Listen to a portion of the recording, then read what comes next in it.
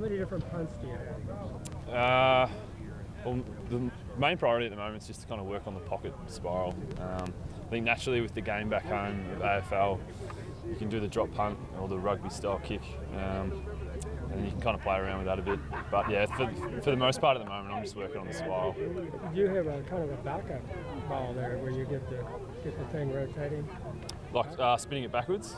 Yeah, that's just the drop punt. So that's just the kick we do back home. We grew up doing it, much like the quarterbacks grew up throwing the ball. So that's, I guess, a good backup kick to have because priority is going to be the spiral.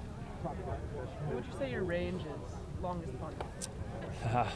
I haven't really ever measured it, but I think I've hit a ball about 70 yards once, which was pretty good. If I can do that every time, I'd be pretty happy. What's it like being in college as a 27-year-old? It was interesting early. It was certainly a bit of a change. I knew what I was getting into, and my focus was to come here and get educated, and I understood that I was going to probably, I think it's Keaton's 18th birthday today, so I'm almost 10 years older than him. So that's been interesting, but it's also been good. The transition into the locker room has been pretty seamless. So yeah, the classes early days were pretty hard. I haven't studied for a while, so sitting there in a class and paying attention for an hour and 20 minutes was a bit of a challenge. How would you describe your relationship with Baxter? It's very professional. He's really helping me at the moment. I'm just a sponge. I'm trying to learn as much as I can, and he's been really good at breaking it down for me and just working on the small things to start off with. But he's so knowledgeable, and I'm very, very fortunate to be learning from him. How did it come that you become the holder? The holder? Well, that was just something that through the kicking academy back home that we practice as well. So I view it as the more I can be on the pitch, the better. I can be more involved in the game. So for me, that's just a little extra. And I guess looking into the future, if I want to go to the next level as well, it's probably another string to the bow that I need to have. Do you feel like an old guy in the locker room?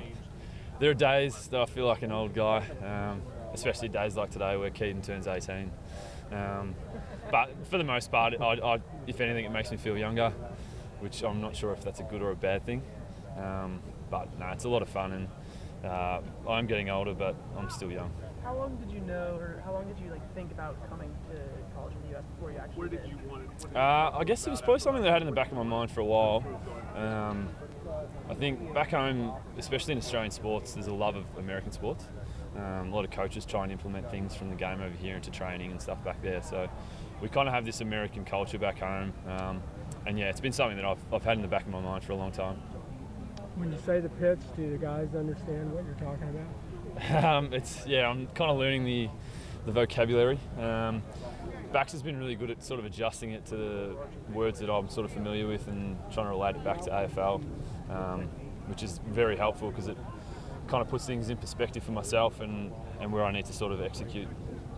Are there any other words like that, like the pitch? What else do you?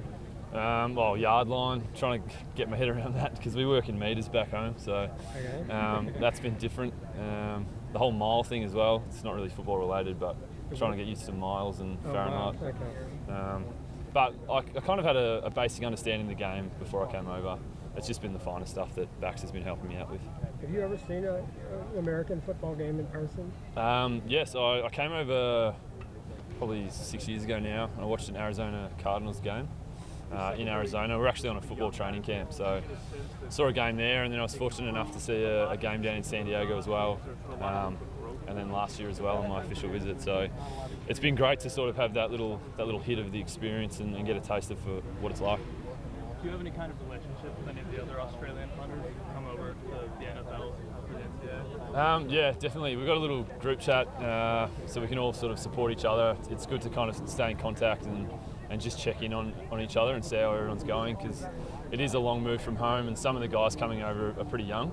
And I guess myself being a 27-year-old, for me to kind of be a support network, I find that a pretty important thing.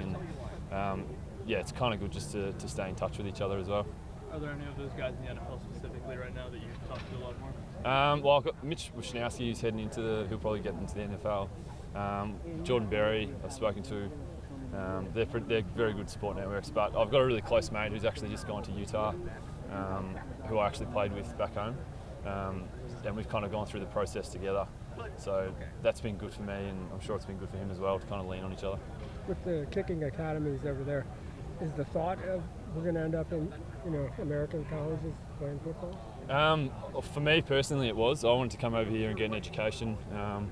I guess back home in the system, you kind of get drafted straight from school, so it's hard to manage studies with a full-time schedule. And at the age I was, I kind of thought the timing was right to get over here and pursue that opportunity.